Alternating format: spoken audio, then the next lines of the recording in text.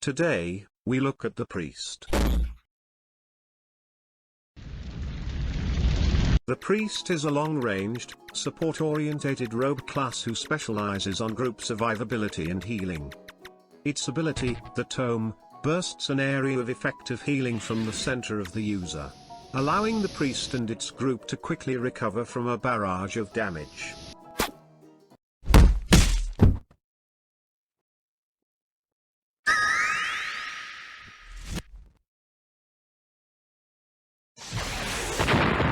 Due to the nature of the Priest, it is often reserved within the backline of the group, providing successive heals that grounds the group in the heat of battle. So you want to play the Priest? Well, for starters, we should take a look at the stats. For an 8/8 Priest, the most notable stats are Mana and Wisdom. These stats are important as it enhances the Priest's role as a healer. However, what the Priest makes up for in survivability, lacks in damage. His attack and dexterity stats are some of the lowest within the class roster, which the Priest will need to compensate for with other equipment. When starting out as the Priest, you should use your Tome whenever you take a chunk of damage and also for when your team is injured. For this reason, it is a good idea to have magic potions as a consumable within your arsenal which can help recover more health.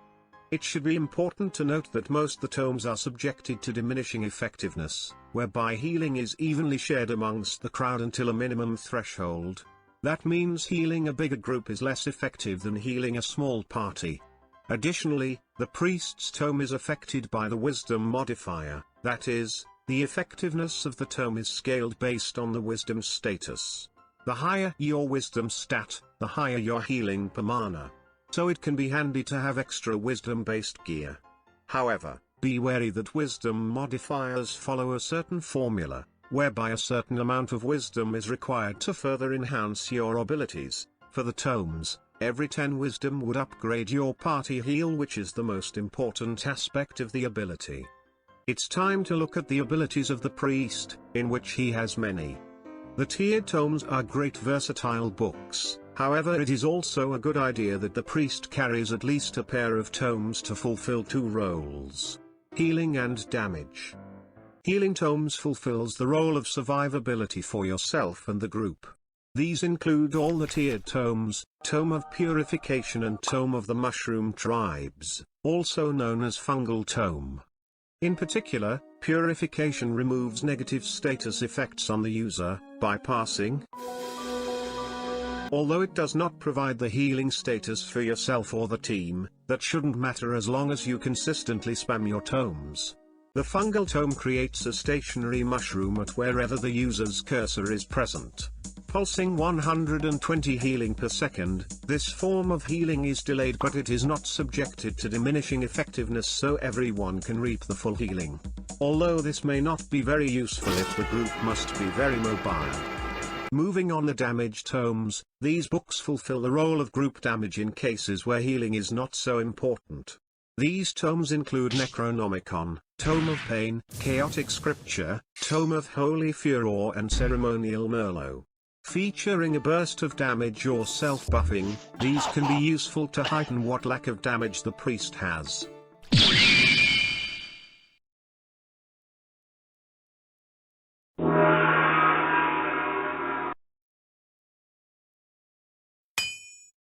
For the weapons, the wand classes can always use the Wand of Recompense for its excellent range and piercing capabilities. However, its damage is not that strong, which makes it useful to carry other swap-out wands. The Morning Stars are alternative tiered weapons for wand classes that spew a high volume of bullets across a moderate distance, an easy and early way to access damage potential for the Priest. However, Morning Stars lack accuracy and piercing. With its low base damage, such weapons are almost completely redundant against very high armored opponents, for which other wands may make for a better replacement. Conducting Wand is a great damage option as its high fire rate and projectile speed makes it able to shred foes.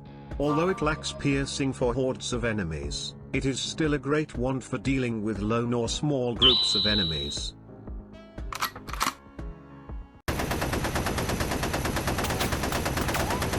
Similarly, the Wand of the Fallen lacks piercing but outperforms the conducting wand in damage. However, it features a slower fire rate and lower range which forces the priest to get closer. Crystal Wand is a good swap out against higher defensed enemies with its ability to armor pierce, although it can underperform in damage compared to the D8 wand for very low armored opponents. Luminaire is one of the strongest weapons within the realm, having some of the highest DPS. It can shred and annihilate any foe that comes across it.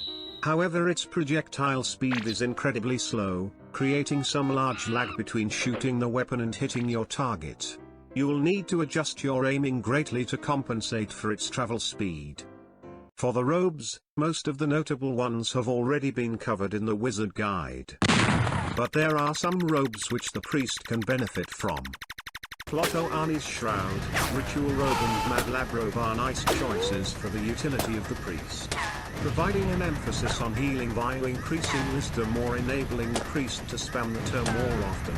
These robes are great for a support-oriented playstyle. Damage robes such as Diplomatic, Vesture and Anointed Robe will help with the priest's damage output. In particular, Anointed is a part of the Mad God's Messenger set. Collecting the set, in particular Theurgy Wand, can unlock high damage potential with the priest. For the rings, any survival ring, particularly health-based rings, is a good idea for general purposes. However, for the low damage the priest offers, it's a good idea to carry any DPS-based ring as a swap out, such as any accessory with attack and dexterity as its main stat. Granted, it is also a good idea to carry wisdom or mana-based rings if you want to further enhance your tome. Now that you know how to play the priest, go out there and save some scrubs.